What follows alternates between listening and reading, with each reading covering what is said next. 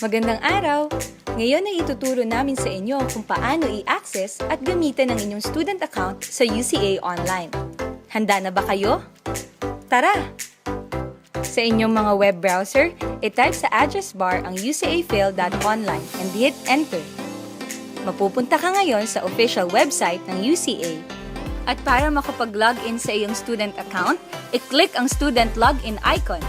Mapupunta ka ngayon sa login page kung saan itatype mo ang username at password na isinend sa iyong registered email address noong ikaw ay nag-enroll and click login. Sa itaas na bahagi, makikita mo ang iyong grade level at pangalan. Kapag kinlik ang drop-down arrow, makikita mo ang options para makita ang iyong profile at grades. Sa iyong profile page, makikita ang iyong personal details gaya ng iyong email address.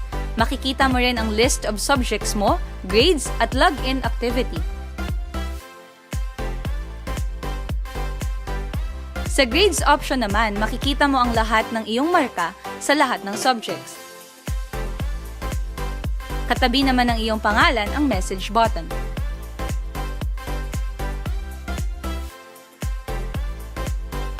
Sa iyong dashboard, makikita ang calendar, upcoming events, at mga badge o awards na iyong natanggap. Sa ilalim ng course overview ay makikita mo ang mga subjects na kailangan mong i-take at ano na ang iyong progress sa mga ito. Sa site home naman, makikita ang mga announcements. Sa calendar area, makikita ng detalyado ang mga events and updates. Sa My Subjects tab, makikita mo rin ang list ng mga subjects mo. Mayroon kang dalawang paraan upang makita ang mga activities mo sa bawat subject. Una, pwede mong i-click ang mga subjects sa My Subjects tab. At pangalawa, pwede kang pumunta sa dashboard at doon i-click ang subject.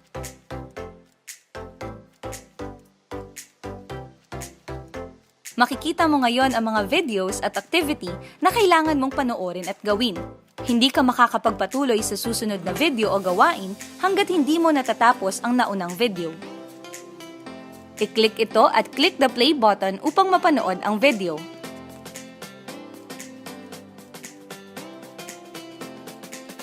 Maaari mo rin panoorin ang video ng full screen. Press escape kung gusto mong umalis sa full screen mode.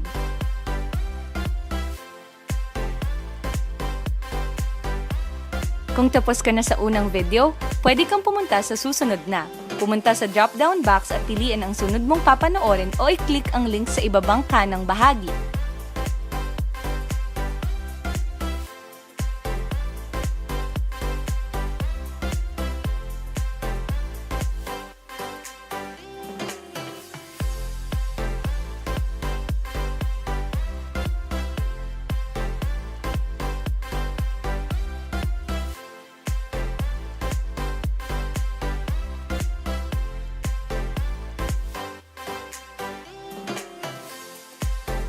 May mga activity din na maaaring i-download at i-print. I-click ang link upang i-download ito.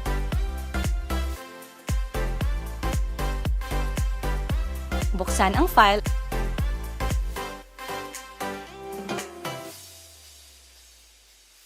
at i-print sa inyong mga printer. Kung mayroon kayong mga katanungan para sa inyong mga guro, maaari kayong magpadala ng message sa kanila. I-click lamang ang message icon sa itaas na kanang bahagi ng page. I-click ang contacts upang mahanap ang pangalan ng gusto mong imensahe. I-click ang pangalan at maaari ka nang mag-type ng iyong message, then hit enter para ma-send ito.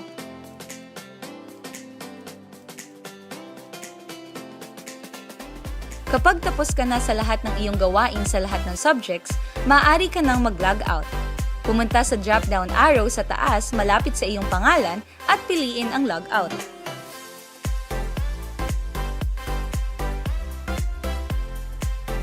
Paalala, isang device lamang ang maaaring gamitin kapag nag-login sa iyong student account. Halimbawa, kung ikaw ay naka-login sa iyong account gamit ang iyong desktop computer at ikaw ay nag-login muli gamit naman ng ibang device, ang account mo sa iyong desktop computer ay magla-log out. Madali at mabilis lang gamitin, di ba? Have fun learning. Enroll now at UCA Online.